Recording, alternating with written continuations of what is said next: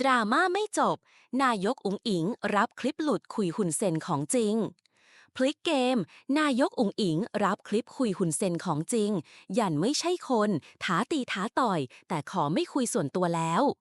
ข่าวเด่นวันนี้ทำเอาหลายคนจับตาไม่กระพริบเมื่อนางสาวแพทองธารชินวัตรนายกรัฐมนตรีหรือนายกอุ๋งอิงออกมาแถลงข่าวที่ทำเนียบรัฐบาลยอมรับอย่างชัดเจนว่าคลิปเสียงที่พูดคุยกับสมเด็จฮุนเซนอดีตผู้นำกัมพูชาเป็นของจริงการรับสารภาพครั้งนี้สร้างความประหลาดใจให้กับหลายฝ่ายท่ามกลางกระแสวิพากษ์วิจารณ์ถึงบทบาทที่ดูเหมือนจะขัดแย้งกับท่าทีของกองทัพที่แข็งกร้าวในประเด็นชายแดนงานนี้นายกอุ๋งอิงยืนยันไม่ได้เป็นคนท้าตีท้าต่อยและจะไม่ขอคุยส่วนตัวกับผู้นำต่างชาติแล้วเพราะกลัวจะมีปัญหาเรื่องความไว้ใจรายงานข่าวระบุว่าคลิปเสียงที่รั่วไหลออกมาสร้างความกังวลใจและคำถามมากมายในสังคมถึงเบื้องหลังการเจรจาระหว่างผู้นำระดับสูงของไทยกับอดีตผู้นำกัมพูชาในช่วงที่ความสัมพันธ์ชายแดนกำลังตึงเครียดซึ่งดูเหมือนจะสวนทางกับท่าทีที่แข็งขันของกองทัพที่นำโดยพลโทบุญสินพาดกลางแม่ทัพภาคที่2ที่เพิ่งลั่นวาจาว่าแผ่นดินกูอยู่ตรงนี้มานานแล้วถ้าจะเอาต้องด่วนกัน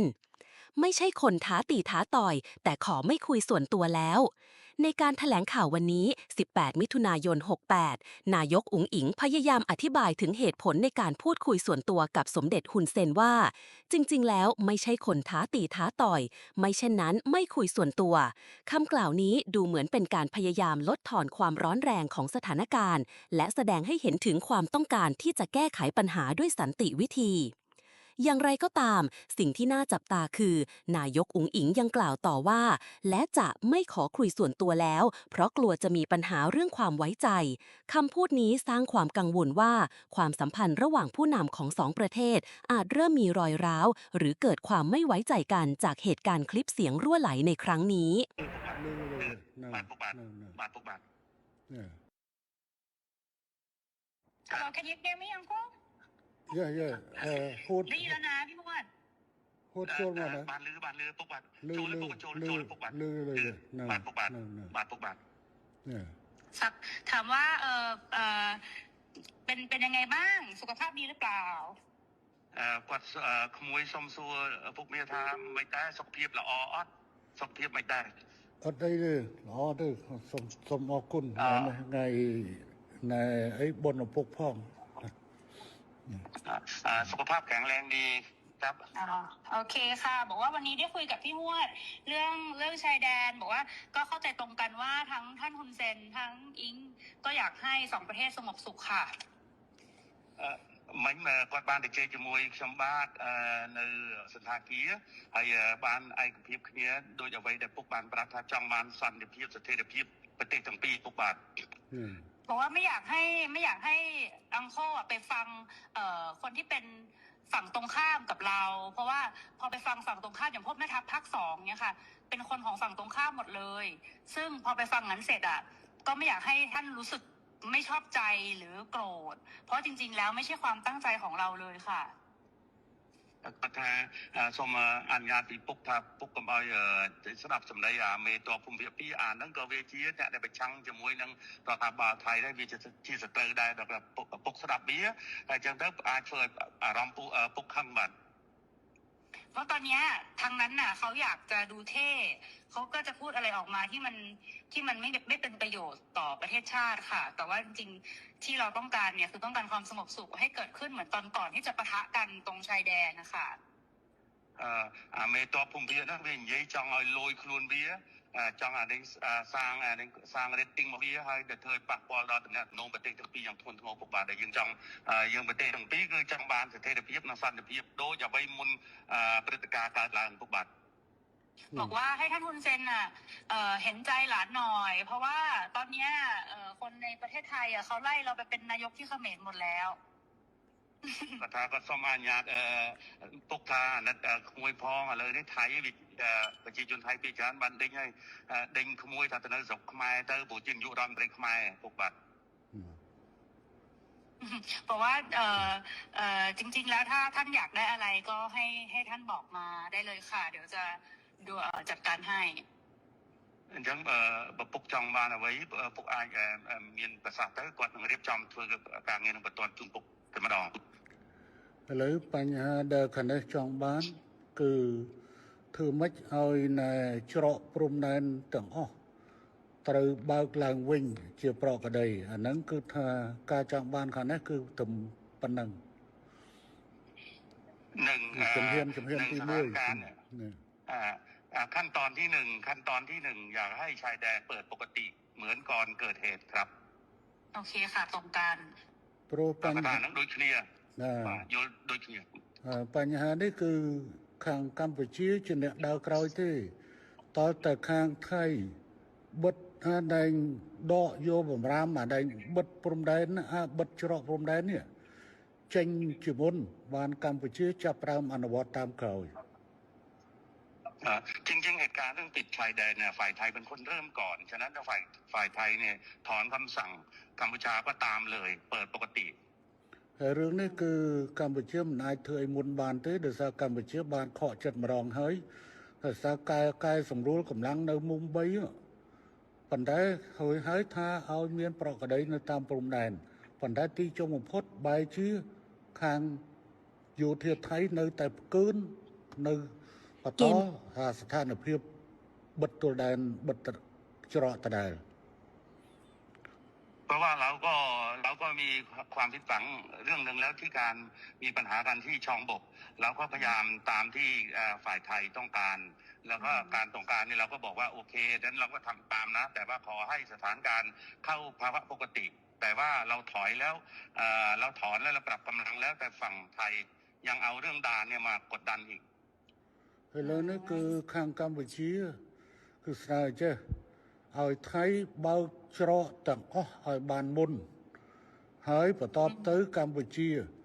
យូរបំផុត5ម៉ោងគឺកម្ពុជាអាចដកបទបញ្ជាទាំងឡាយដែលហាមឃាត់ការដឹកទំនិញផ្លែឈើបន្លែចូលកម្ពុជាគឺថានឹងដកបទបញ្ជានឹងចេញ ฉะนั้นท่านสมเด็จอยากให้ท่านนายกช่วยให้ฝั่งไทยเนี่ยถอนเรื่องการปิดด่านถ้าถอนปุ๊บฝ่ายกัมพูชาจะถอนเรื่องการห้ามสินค้าเกษตรนำเข้าอะไรทุกอย่างก็ถอน คือตอนนี้ค่ะ ให้เข้าปกติด้วยเลยครับผม คือตอนนี้พี่หวดคือรัฐบาลโดนโจมตีหนักมากนะคะ เพราะว่าพอตอนที่ท่านสมเด็จออกมาพูดกับท่านฮุนมาเนตอะที่บอกว่าจะตัดน้ำตัดไฟอะไรอย่างเงี้ยค่ะ คืออันนั้นต้องขอโทษด้วยเพราะจริงๆอะต่างประเทศอะเขาแค่รายงานขั้นตอนว่าถ้าเกิดเหตุการณ์ต่อไปประเทศไทยจะทำยังไงคือเหมือนอธิบายขั้นตอนให้ฟังไม่ได้บอกว่าจะทำแต่ตอนนี้เหมือนกับเรื่องตัดหนังตัดละครคือทำทุกอย่างหมดแล้วเนี่ย จริงๆน่าจะให้มันโอเคทั้งสองฝ่ายค่ะเหมือนเราต้องพูดพร้อมกันว่าเราตกลงร่วมกันแล้ว เกมการเมืองเริ่มแล้ว อิง ว่าจะเปิดทุกอย่างให้กลับมาเป็นปกติได้เหมือนว่าจะเอาเป็นอิงกับคุณมาเน็ตก็ได้หรือยังไงก็ได้ที่เหมือนกับว่าเราได้คุยร่วมกัน แล้วก็ทั้งสองฝ่ายเนี่ยอยากให้กลับมาเป็นเหตุการณ์ปกติแบบนี้ค่ะ มันก็จะ โพสใช่ไหมนายกอิงอยากให้โพสใช่ไหมให้นายกโพสว่าผู้นำของเราแล้วอยากให้ ใช่จะโพสหรือจะยังไงก็ได้แล้วให้ท่านคุณเจนแนะนำก็ได้ค่ะ แต่ว่าเหมือนกับว่ามันต้องเป็นการตกลงร่วมกันนะพี่พวดเพราะว่าตอนนี้อิงกำลังโดนหนักมากเลยค่ะ ครับก็ថាឥឡូវហ្នឹងស្ថានភាពនៅថៃហ្នឹងគឺផ្លៃខ្លាំងមែនទែនហើយក្នុងចំណុចមួយក៏សូមអភ័យទោសពីពុកដែរដែលអ្នកនាំពាក្យក្រសួងការបរទេសនិយាយរឿងថាកាត់ភ្លើងកាត់អ៊ីនធឺណិតនោះអាហ្នឹងគឺខាងយោធាគេមានគំនិតថាបើហេតុការណ៍ឈានដល់មានបញ្ហាចំណុច1ចំណុច2ចំណុច3ដល់ហើយតែនិយាយទៅប៉ះពាល់ហ្នឹងគឺគាត់សុំទោសផងហើយរឿងហ្នឹងអត់មាននៅក្នុងគំនិតដែលធ្វើរបៀបហ្នឹងទេប៉ុន្តែឥឡូវនេះគាត់ថាគាត់សុំបបពុកថានៅគាត់ផងឥឡូវហ្នឹងក្នុងប្រទេសគឺវាយគាត់មែនទែនគាត់ចង់ឲ្យពុកឬក៏ពុកណែនាំសម្ដេចធិបតីហើយដូចជាគាត់ថាឥឡូវមេរងទី2បាននិយាយគ្នាហើយថាចង់ឲ្យធ្វើសម្រួលសភាពការឲ្យបានមុនដែលមានព្រឹត្តិការណ៍នោះឲ្យប្រកបដីឡើងវិញដើម្បីសេចក្តីសុខប្រទេសទាំងពីរពុកបាទ ប៉ុន្តែខាងនេះចង់បានណាអញ្ចឹងប៉ុន្តែខាងនោះអត់ព្រមធ្វើខាងនោះអ្នកខាងនេះមិនមែនអ្នកបិទទល់ដែនទេខាងថៃអ្នកបិទទល់ដែនហេតុអីបានខាងនោះមិនព្រមបើកហើយអត់ចាំបាច់សុំខ្ញុំទេអានឹងកាលណាតើខាងនោះស្រួលគឺខាងនាយករដ្ឋមន្ត្រីហ៊ុនម៉ាណែតគឺនឹងស្រួលតាមក្រោយ បាទពុកបាទจริงๆเนี่ยท่านเนี่ยเป็นคนที่อยากได้เรื่องเสถียรภาพมากท่านนายกแต่ว่าทหารเนี่ยมันมาปิดด่านก่อนอะไรก่อนนะมันเริ่มต้นก่อนกดดันก่อนฉะนั้นต้องคุยกับทหารพร้อมไหมในการเปิดด่าน พร้อมค่ะ ทั้งนี้ตามหมดทั้งนี้ตามทั้งนี้ตามหมดฮะทั้งนี้ พร้อม ตาม ค่ะ หมดเลยท่าน คือเราเปิดให้ได้อยู่แล้วพี่พงศ์แต่มันต้องเป็นการ ครับ บอก ผม ว่าเราตกลงร่วมกันว่าเราเปิดไงพี่เพราะถ้าไม่อย่างนั้นนะ โอเค ของอิงอ่ะ ครับ ของอิงบอกอ๋อยอมหมดเนี่ยอิงก็คือจะโดน เกมการ คือเพราะตอนเนี้ยมันเลยมาถึงเรื่องก่อนด่าแล้ว គាត់ อะ ថា ค่ะ គាត់ថាគាត់សុំពុកមួយចុះដោយសារតែបើសារការនេះថាថៃបើកអីចឹងអត់មានថាការទៅជិះគ្នាអានៅក្នុងសង្គមថៃហ្នឹងវាកាន់តែវាយទៅທາງស្អីក៏ព្រមខ្មែរដោយអ្វីក៏ពីជេរគាត់ថ្ងៃក៏ចង់តែមានថាឥឡូវមេហ្នឹងចាប់ដើមយល់គ្នាហើយនិយាយគ្នាហើយបើកហើយក្នុងនោះដែរពុកពេលដែលខ្ញុំនៅមួយរដ្ឋមន្ត្រីកម្ពុជាដោយសារពុកឯកភាពមួយអ៊ីងគាត់ថាគាត់ចង់ទួយដំទីថាទៅជែកថាជើងគោកទៅជែកទៅបន្តិចទៅហើយប្រកដីបដ ாய் អ្វីដែលដំភូមិឋានទៅជិះខ្ញុំ អត់ទេខាងនេះអត់ចរចាទេខាងនោះអ្នកផ្ដើមខាងនោះអ្នកបង្កើតបញ្ហាហើយមកឲ្យចង់លើកចង់មុខលើកមាត់ខ្លួនឯងហើយដើម្បីឲ្យតម្លាក់ឲ្យខាងនេះអត់បានទេអត់ចរចាទេរឿងហ្នឹង បាទ គឺខាងនោះត្រូវធ្វើមុនតែម្ដងគឺខាងនេះអត់ចរចាទេប៉ុន្តែខាងនេះសន្យាថាខាងនោះអនុវត្តដកបទបញ្ជាក្នុងការបិទទល់ដែនហើយគឺខាងនេះ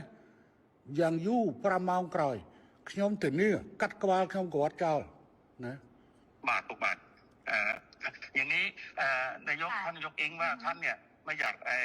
ากมีว่าการเจรจาเรื่องปิดด่านเพราะว่าไอ้ปิดด่านว่าทหารมันเริ่มก่อนทางที่มาหลอกเราให้เรานะปรับกำลังแล้วบอกว่า เกมการเมืองเริ่มแล้ว เข้าปก อิ ติ ง ปุ๊บตอนที่ปรับกำลังนี่ชองบกเนี่ยคุยกันเรียบร้อยบอกว่าถ้าปรับตรงนี้เสร็จเรียบร้อยนะทุกอย่างต้องจบทหาร